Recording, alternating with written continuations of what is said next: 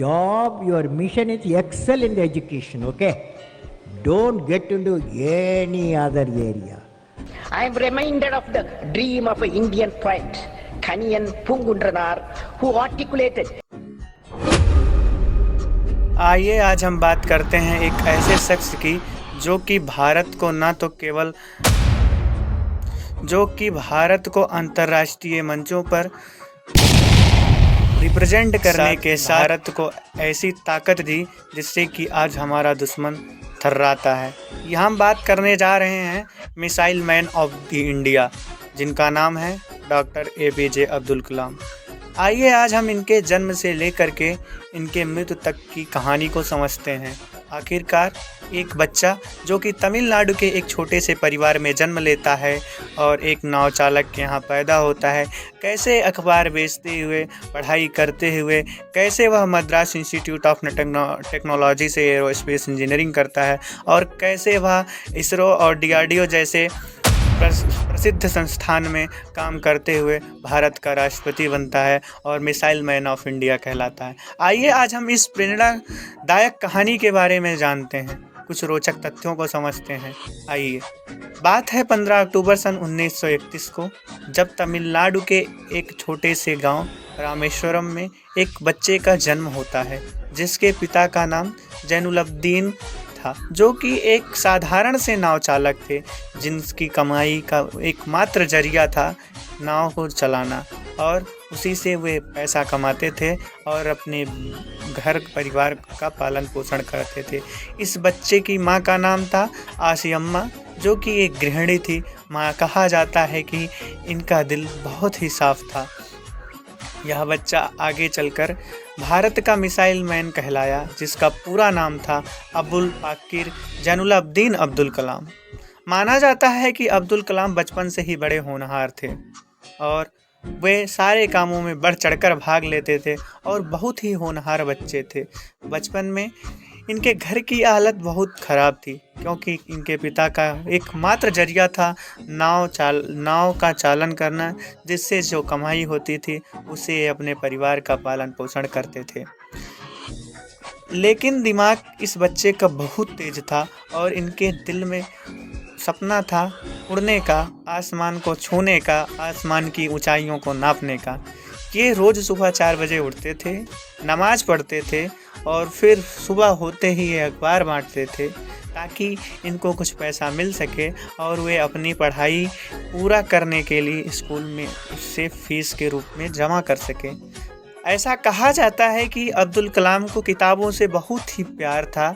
कई बार रोशनी न होने के कारण वे सड़क की लाइट के नीचे बैठते थे और पूरी रात पढ़ाई किया करते थे। ऐसा माना जाता है कि उन दिनों रामेश्वरम जैसे गांव में कोई भी लाइट की सुविधा नहीं होती थी, जिससे कभी कभार अगर लाइट ना हो, रोशनी की कमी हो तो सड़क पर आते थे और उसकी स्ट्रीट लाइट के नीचे बैठते थे और पूरी रात पढ़ाई किया करते थे। आइए समझते हैं इनके शिक्षा के बारे में। इनकी शिक्षा कहाँ से हुई, कैसे हुई, आखिरकार ये पढ़ाई में कैसे थे और इनकी पढ़ाई में इतनी रुचि कैसी थी। आइए हम बात करते हैं। इनके स्कूल का नाम था सेंट जोसेफ कॉलेज, जो कि रामनाथपुरम में था, जहाँ से इन्होंने स्कूली शिक्षा पूरी की। और लेकिन ये तिरुचिरापल्ली से फिजिक्स में ग्रेजुएशन करते हैं। कुछ ऐसा करना कि जिससे देश का नाम हो, कुछ ऐसा करना कि जिससे इनके माता पिता का नाम हो, कुछ ऐसा कर गुजरना कि जिससे इनके एक छोटे से गांव का नाम हो। इसलिए इनके दिल केवल एक बात कहता था कि अब्दुल कलाम, तुझे कुछ बड़ा करना है, देश के लिए कुछ बनाना है। इसलिए वे एक प्रसिद्ध इंस्टीट्यूट जिसका नाम है मद्रास इंस्टीट्यूट ऑफ टेक्नोलॉजी में इन्होंने एडमिशन लिया और एरोनॉटिकल इंजीनियरिंग से ये पढ़ाई करते हैं। ऐसा माना जाता है कि मद्रास इंस्टीट्यूट ऑफ टेक्नोलॉजी में एक प्रोफेसर एक दिन लेक्चर ले रहा था और वे अपने सारे स्टूडेंट से पूछता है कि तुम्हें क्या बनना है। बारी थी अब्दुल कलाम की। अब्दुल कलाम एक ऐसा होनहार बच्चा खड़ा होता है और उसके जवाब को सुनकर सारे लोग हैरान रह जाते हैं। उनका जवाब था कि मैं उड़ना चाहता हूँ सर, मैं आसमान को छूना चाहता हूँ, मैं आसमान की ऊंचाइयों को नापना चाहता हूँ। तब उनकी लगन को देखकर और उनके जज्बे को देखकर उनके प्रोफेसर उनसे कहते हैं कि अब्दुल कलाम, अगर तुम जिस प्रोजेक्ट में लगे हो उसे 2 हफ्ते में नहीं पूरा कर पाते तो तुम्हारी स्कॉलरशिप बंद हो जाएगी। यह सुनकर अब्दुल कलाम बैठ जाते हैं और जिस प्रोजेक्ट में वो काम कर रहे थे उस प्रोजेक्ट को 2 हफ्ते में पूरा करने के बजाय 2 दिन में ही पूरा कर पा देते हैं।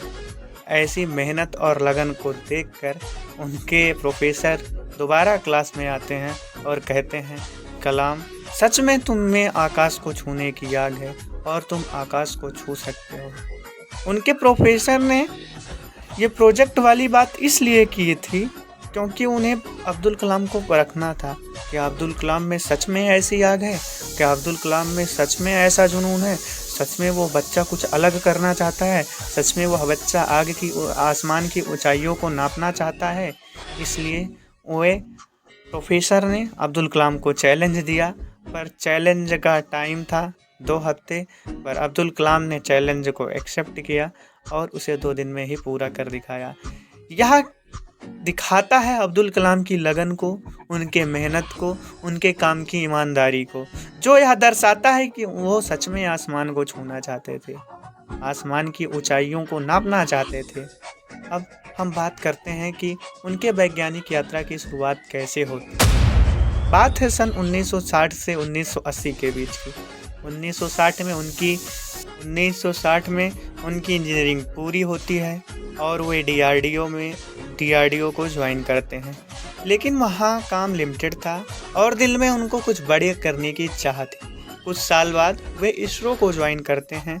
वहीं से शुरू हुआ भारत के पहले सैटेलाइट लॉन्च व्हीकल SLV-3 का सपना। बात है 1980 की, जब रोहिणी सैटेलाइट को उन्होंने सफलतापूर्वक अंतरिक्ष में भेजा। भारत ने खुद की रॉकेट तकनीक पर पहला कदम रखा। वह दिन था जब भारत ने अंतरिक्ष की दुनिया में अपनी पहचान बनाई और इस पहचान के पीछे था एक बड़ा नाम, जिसे आसमान को छूना था, जिसे देश के लिए कुछ बनाना था। नाम था अब्दुल कलाम। अब इनके यहाँ से शुरू होती है मिसाइल मैन ऑफ इंडिया बनने की शुरुआत। चलिए हम बात करते हैं कैसे अब्दुल कलाम एक साइंटिस्ट से मिसाइल मैन ऑफ इंडिया कहलाए। जब वे इसरो में काम कर रहे थे तो वहाँ पर सफलतापूर्वक अपने प्रोजेक्ट को पूरा करने के बाद कलाम वापस DRDO को ज्वाइन करते हैं। वहाँ उन्होंने integrated guided missile development program, जिसका शॉर्ट फॉर्म था IGMDP, शुरू किया। ये वहाँ पर आते हैं और इस मिसाइल प्रोग्राम को चालू करते हैं। यहीं से भारत ने विकसित किया अपनी उन मिसाइलों को जिनको नाम से मात्र से ही दुश्मन डर जाता है और जिनके विकास के लिए ही डॉक्टर APJ अब्दुल कलाम को मिसाइल मैन ऑफ इंडिया कहा जाता है, जिनके डेवलपमेंट में अब्दुल कलाम ने महत्वपूर्ण भूमिका निभाई। अगर अब्दुल कलाम ना होते तो आज हम इन मिसाइलों के बारे में जान भी ना पाते।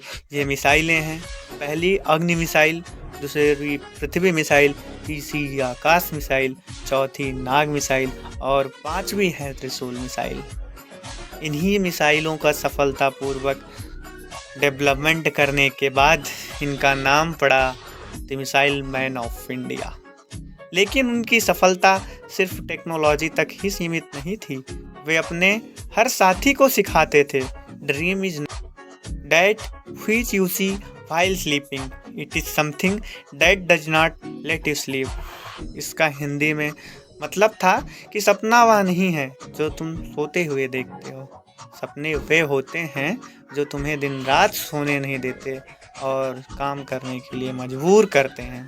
अब हम बात करने वाले हैं एक ऐसे प्रोजेक्ट के बारे में जिसे दुनिया चाहती थी कि भारत उसे कभी सफलतापूर्वक कर ना पाए, पूरा ना कर पाए, लेकिन हमारे वैज्ञानिकों के अथक प्रयास और उनके लगातार मेहनत के भारत ने उस प्रोजेक्ट को पूरा किया।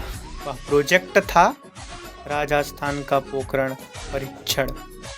परमाणु शक्ति के क्षेत्र में भारत का यह पहला कदम था।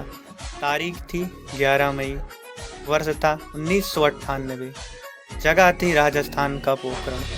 डॉक्टर कलाम की टीम ने भारत का दूसरा परमाणु परीक्षण सफलतापूर्वक पूरा किया। इस परमाणु परीक्षण को पूरा करने के लिए एक ऑपरेशन किया गया जिसका नाम रखा गया ऑपरेशन शक्ति, जिसके नाम से ही यह पता चलता है कि यह प्रोजेक्ट एक ऐसा प्रोजेक्ट था जिसने भारत को परमाणु के क्षेत्र में एक ऐसा बढ़ावा दिया कि वहाँ से फिर पीछे मुड़कर न देखा। बात है उस समय की जब प्रधानमंत्री हुआ करते थे अटल बिहारी वाजपेयी, जिनका कहना था कि भारत अब सिर ऊंचा करके दुनिया से बात करेगा, और इस उपलब्धि का श्रेय जाता है हमारे मिसाइल मैन को, डॉक्टर अब्दुल कलाम को। अब आप इस बात से अंदाज़ा लगा सकते हैं कि हमारे देश का प्रधानमंत्री खुद आकर के दुनिया के सामने अपने मिसाइल मैन ऑफ इंडिया की तारीफ करता है, तो आप खुद ही समझ सकते हैं कि इस ऑपरेशन शक्ति में डॉक्टर अब्दुल कलाम का कितना बड़ा हाथ था। अब हम बात करते हैं इनके राजनीतिक काल की, जो कि 2002 से 2007 के बीच रहा। 2002 में जब कलाम भारत के 11वें राष्ट्रपति बने, पूरा देश खुशी से झूम उठा। लोग उन्हें प्यार से कहते थे पीपल्स प्रेसिडेंट। आप इस बात से अंदाज़ा लगा सकते हैं कि उस समय उनकी लोकप्रियता कितनी थी। लोग उन्हें प्यार से पीपल्स प्रेसिडेंट कहा करते थे। राष्ट्रपति भवन में वे बच्चों से हमेशा मिला करते थे, स्कूल में जाते थे, छात्रों से बातें करते थे, सपने देखने और पूरा करने की प्रेरणा दिया करते थे। आप समझ सकते हैं कि डॉक्टर APJ अब्दुल कलाम का जुड़ाव ज़मीन से कितना था। वो बच्चों के बीच में रहना पसंद करते थे और वो बच्चों की भावनाओं को समझते थे, क्योंकि वे उस परिस्थिति से खुद गुजरे थे। उन्होंने खुद सपना देखा था कुछ बड़ा करने का और उसे पूरा किया था। इसलिए वो बच्चों के बीच में जाते थे, उन्हें सपना देखने के लिए कहते थे और उन्हें पूरा करने के लिए उन्हें प्रेरणा दिया करते थे। उनका कहना था कि आपको सपना देखना चाहिए। जब आप सपना देखते हैं तो आपके अंदर सोच पैदा होती है और उस सोच का रिजल्ट होता है कि आप काम करना चालू करते हैं। इसलिए हर व्यक्ति को सपना देखना बहुत ज़रूरी होता है। राष्ट्रपति हो, उनका कहना था कि if you want to shine like the sun first burn the like the sun. उनका कहना था कि अगर तुम सूर्य के जैसा चमकना चाहते हो, सूर्य के जैसा तेजवान होना चाहते हो, तो पहले तुम्हें सूर्य जैसा तपना पड़ेगा, तुम्हें सूर्य जैसा जलना पड़ेगा।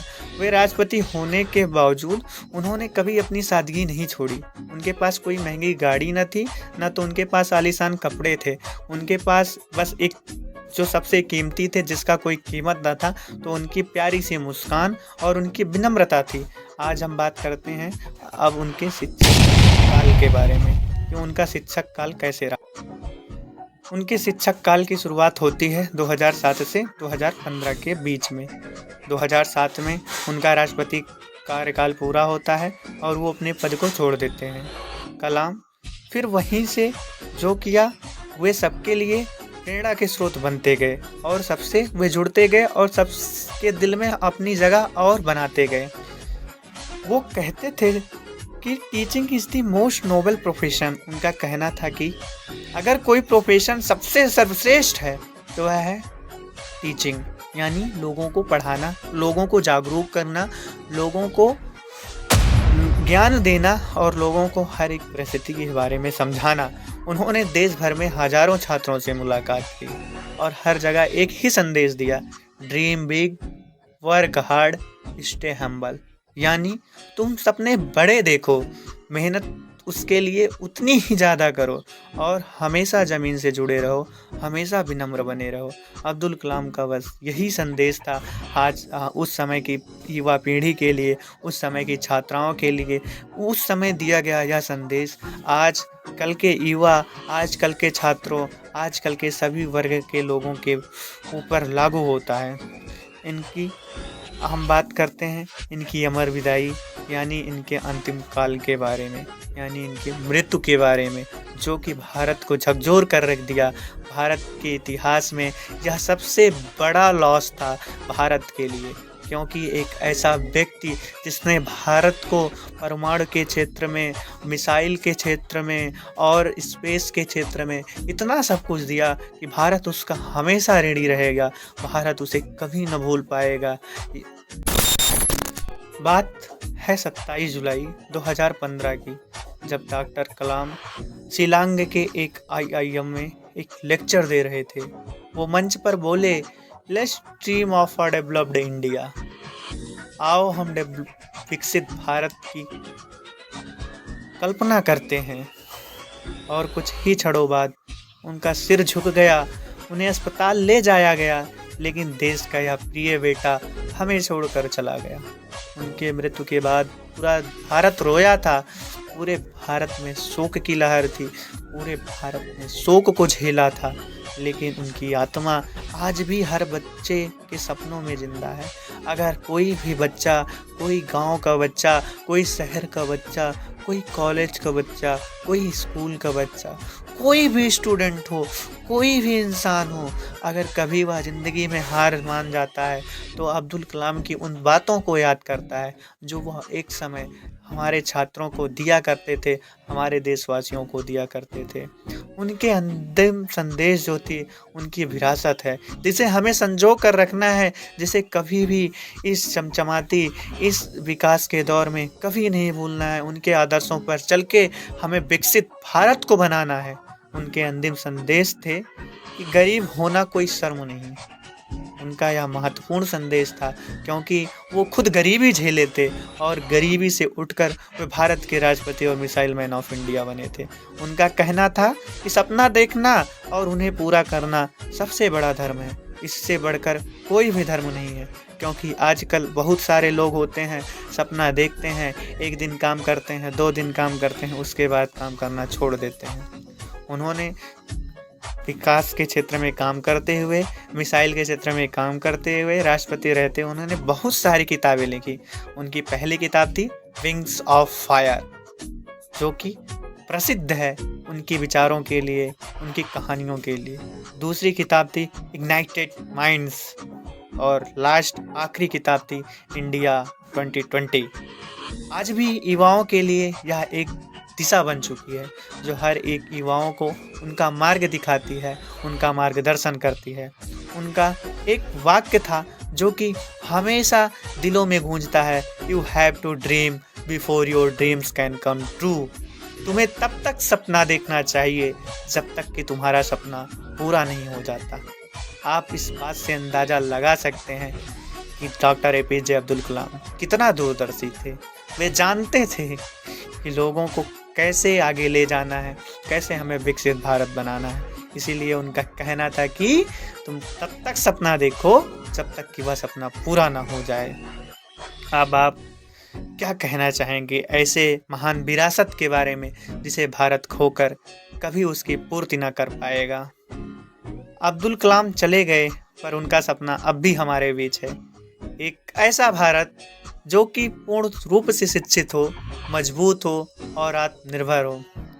अब आप बताएं, क्या आजकल के राजनेता ऐसा भारत बनाना चाहते हैं?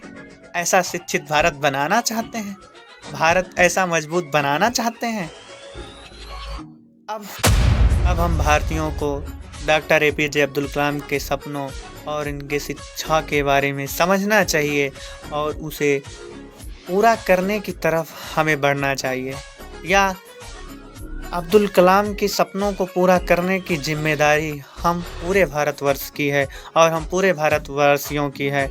हमें उनके सपनों को, उनके आदर्शों को कभी नहीं भूलना चाहिए और उनके दिखाए गए मार्गों पर, उनके किए गए मार्गदर्शन पर हमेशा चलना चाहिए। अगर हम उनकी बात माने तो हमें सपना देखना कभी बंद नहीं करना चाहिए और अंतिम सांस तक सपना देखना चाहिए, क्योंकि यह व्यक्ति जब तक अंतिम सांस लिया, जब यह शिलांग IIM इंस्टीट्यूट में लेक्चर दे रहा था, तब भी इनका सपना था कि इनका वाक्य था कि आइए हम विकसित भारत की कल्पना करते हैं, हम विकसित भारत को संजोते हैं।